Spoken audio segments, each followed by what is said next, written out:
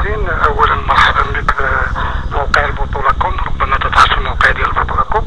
انتم رئيس المشجعين ديال الوداد او جمعيه البيت الاحمر لمناصره فريق الوداد. كيفاش شاهد الجمع العام العادي اللي درتوه اليوم في القاعه ديال الصخور السوداء؟ هو هذا الجمع هذا كان جمعيه اصلا، جمعيه كنا اصدقاء احنا قبل.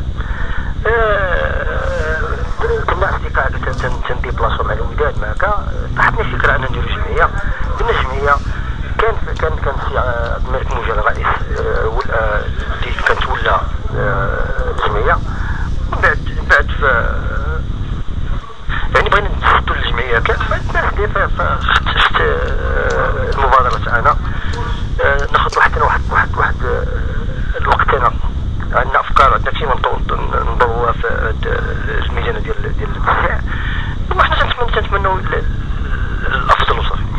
شنو الاهداف ديال جمعيه البيت الاحمر لمناصره فريق الوداد؟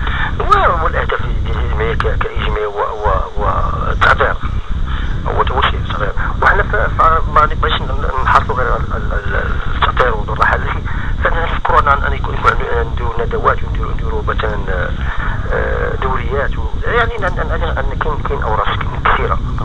اذا بالنسبه للجمعيه واش المقر ديالها في الدار البيضاء ولا عندها شي فروع في المدن الاخرى؟ حنا عندنا في الدار البيضاء وكاين شي فروع، كاين فروع في ارفود وكاين فرع في مراكش. هاد الساعه وتتمناو يكونوا فروع.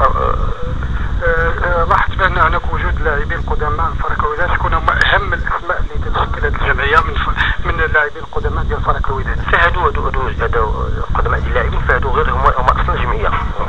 فتيساندونا حنا فهمتي، تيساندونا هما مرة الجمعيه ماشي معنا الجمعيه ولكن تيساندونا كيشجعونا. تيكون كانوا مدعوين هما فقط. بالنسبه قلت بان الاهداف هي اهداف مناصره الوداد. اذا بالنسبه للدعم ديالكم منين تتاخذوا الدعم ديالكم؟ الدعم هو الدعم ما نكتبوش غير الشخصي ما كاينش باقي ما كاينش. يفكرونا الى نطلبوا شي وجهات مثلا تساعد. هذا تقريبا هذا دابا 7 ديال السنوات فتيكون الدعم الشخصي كيف قلت لك. اذا واش ما تفكروش تخلقوا واحد النوع من الشراكه مع الشركات مثلا باش يكون عندكم واحد القوه في واحد القوه في هذا الميدان ديال التشجيع ديال فريق الوداد؟ افكار كاينه افكار هذه مطروحه وحنا غادي نخدموا عليها ان شاء الله.